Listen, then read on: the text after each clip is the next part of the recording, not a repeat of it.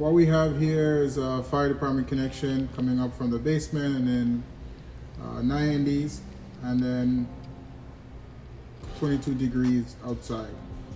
So yeah, 22 degree elbows. They come in handy.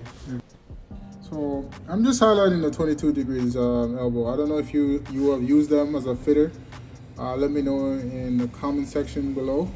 But I've used them about 3 or 4 times now, and honestly, they're really come in handy in tight spot when you need to make that angle. It really helps. More than what a 45 can do, because a 45 will give you too much of that that radius.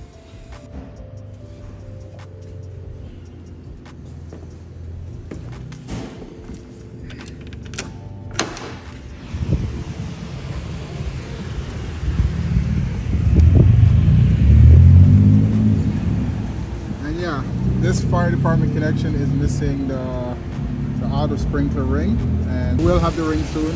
I just gotta pick it up and put the auto sprinkler ring around it. All right, stay tuned.